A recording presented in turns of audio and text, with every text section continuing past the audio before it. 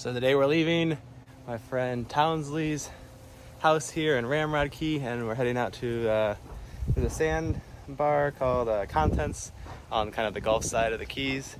So it's about 10 miles, and then hopefully we'll hang out there for a few days and maybe get some more windsurfing in. It'll probably be a few hours of sailing.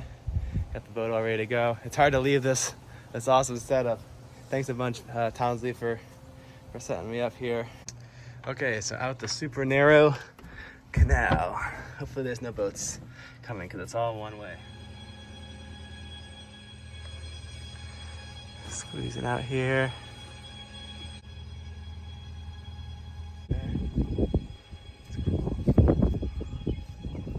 We're going out.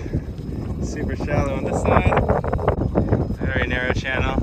And my motor's freaking out because it's got a tiny little bit of seaweed on the propeller. Looks like it's about to fall the freak off. Sails are up. Just gonna trim in this jib and we'll be on our way. There we go. A little better than that. Doing a nice 4 knots out of the bay. Probably tighten the sails up a bit, but this will work.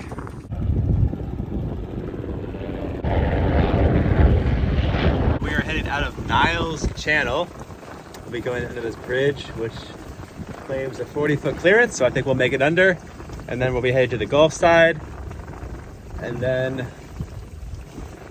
about 8 miles out, there's a sandbar we can anchor by. And it should just be a cool place to hang out for a few days until I sail up to Fort Myers Beach. I'm trying to balance as much time in the Keys as I can because it's awesome here, versus getting back to Fort Myers and giving myself a little bit of time to sell the boat and visit with Grams and have enough time to drive back to North Carolina and just go to the dentist, all the stuff I need to do before I go back to Europe. But I think we could spend a few days more in the Keys before we head back to Fort Myers. And I love Fort Myers Beach too. We could probably do some more windsurfing.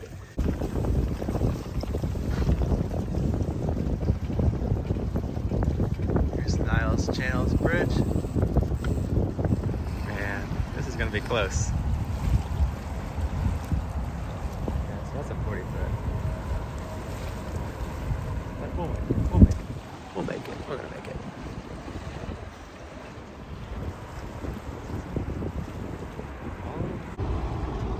Step 1, and the power lines.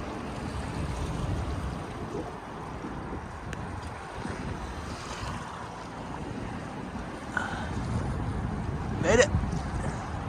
Step 2, go to the bridge. Yeah, we're gonna make this. Sailing under the Niles Channel Bridge. 40 feet clearance, I think we'll make it.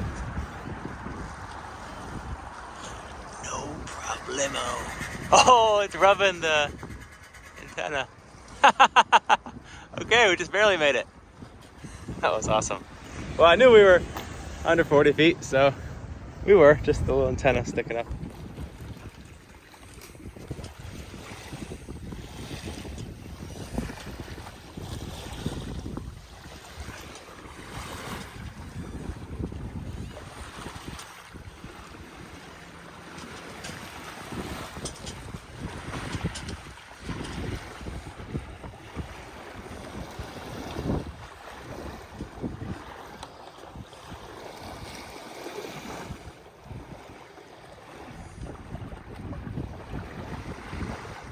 We've got about 8 miles to get to the Gulf, and then another 4 miles to go kind of around and get to that sandbar we're headed towards. So I don't know, probably about 4 hours of sailing to do.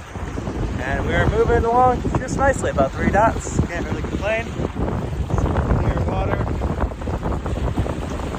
Tempting to go for a swim, but it's going a little fast. I don't think I can swim this fast. So we'll wait till I slow down and go for a swim. There is the infamous Florida Keys spy balloon.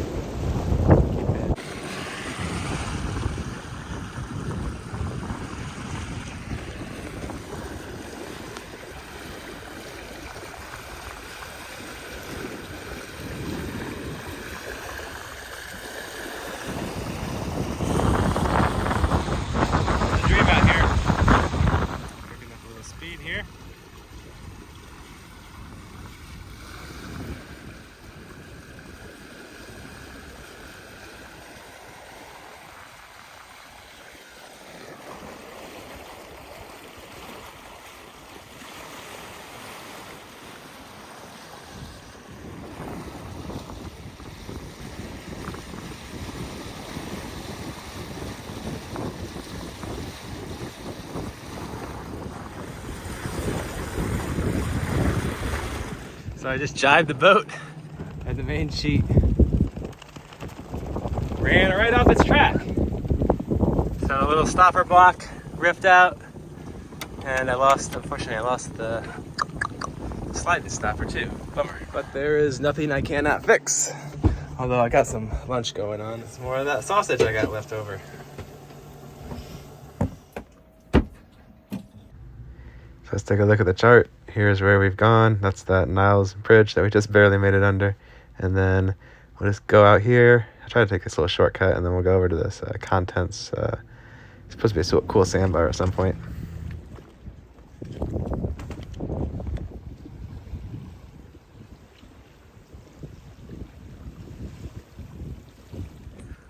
Well, that's new. Never had the main caught around the spreader like that. Come on.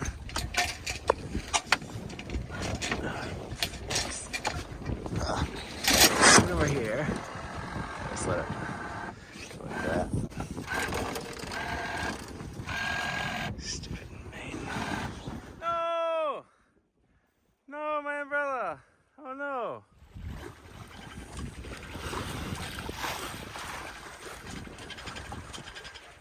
He's sailing.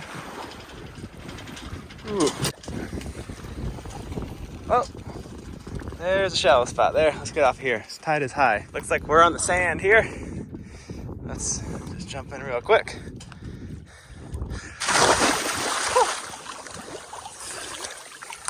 Nice and shallow, easy to touch.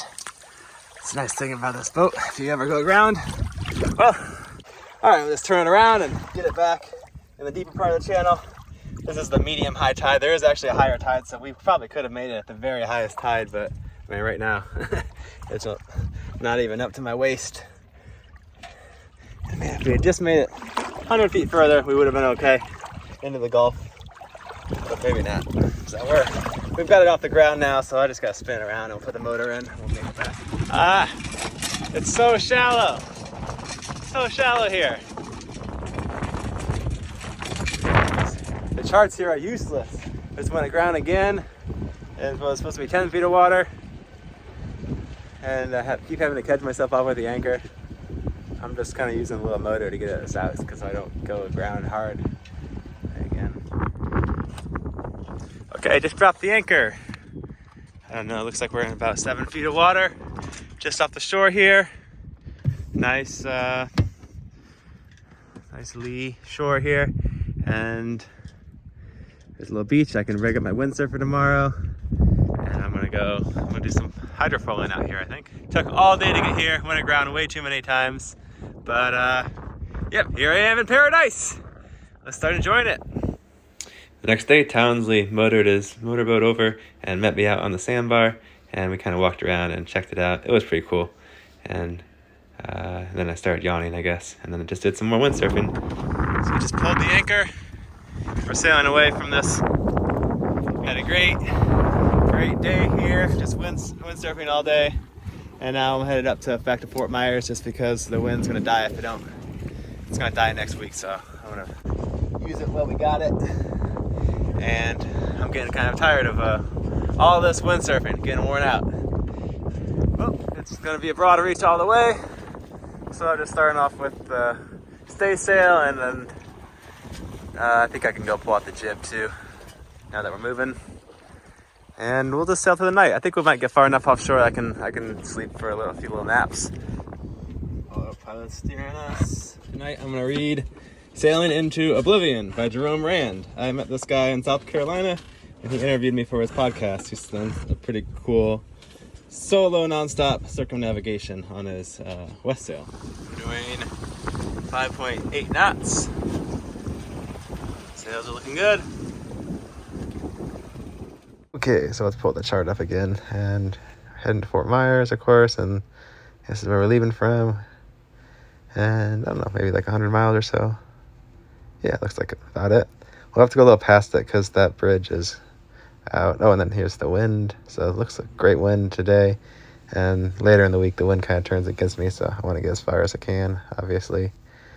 It looks like the waves kind of pick up as we get close to shore, so maybe you might want to duck into Marco Island and wait a night out there. we'll see how I feel when I get there. So 3 hours in, the waves are starting to pick up. Let's go get some video. Kind of hitting us on the side. It's a little bit annoying.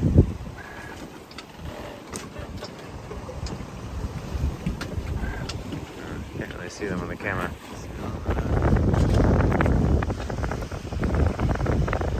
Look at the moon.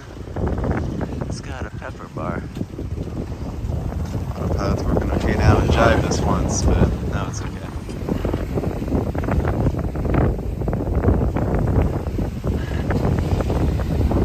Alright, dolphins.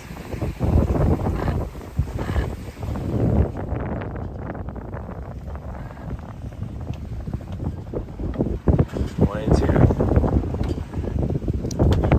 Wind's supposed to get up to 30 knots in a few hours today.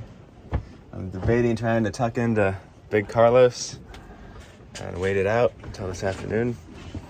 But oh, so far so good though.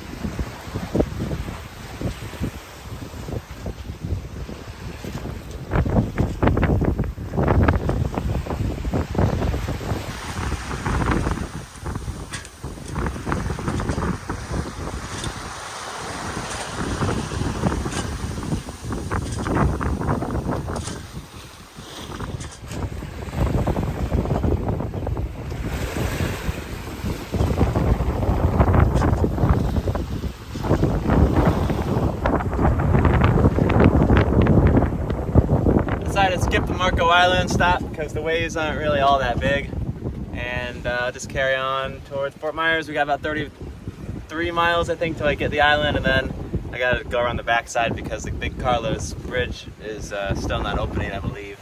So that'll add a few extra miles. We should get in before sunset. The autopilot's having a timeout here. It's not been steering us dutifully, so I'm hand steering us in these waves and wind. So here I am. Not much better, but at least I can keep the jib from flapping back and forth so much. There's our unacceptably wiggly autopilot course. I think it's due to too much play in the tiller. Following waves all the way in.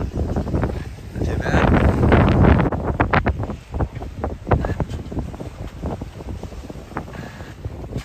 The water is taking on its new Fort Myers color. You can see the right here. So we just gotta go through the channel. Almost there. See a ton of dead fish.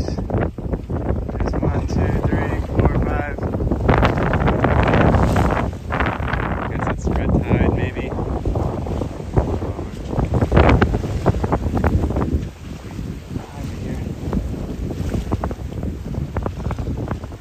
Hold on tight.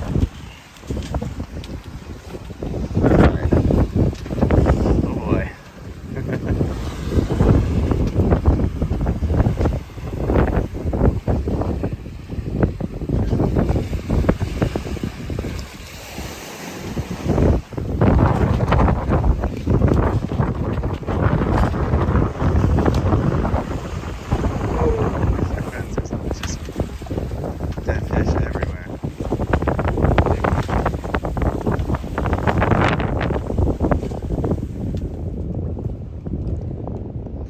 Bad red tide. I can feel it in my throat already. Just coming around the bend here.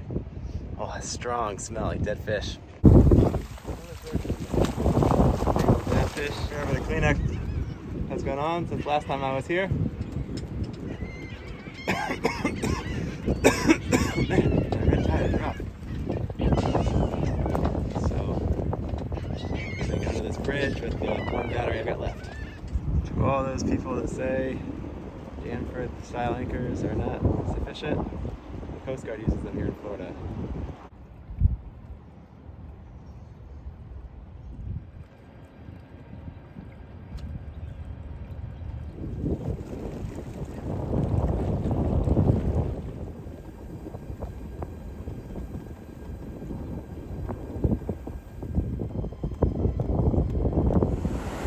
We're back at Fort Myers Beach. Unfortunately, these are all dead fish.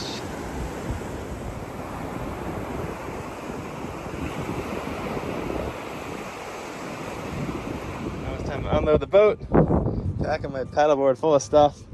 I got a few more bags to fit. How much can you fit on a paddleboard?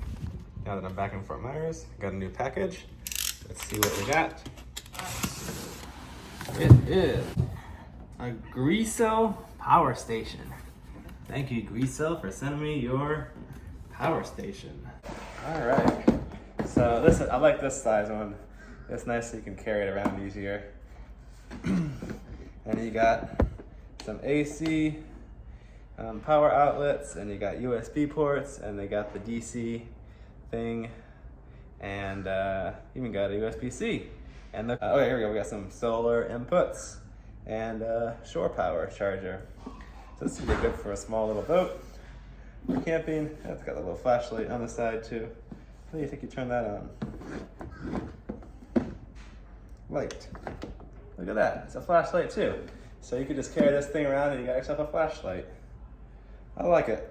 I wonder if this is like a charger on the top too, for like your phone.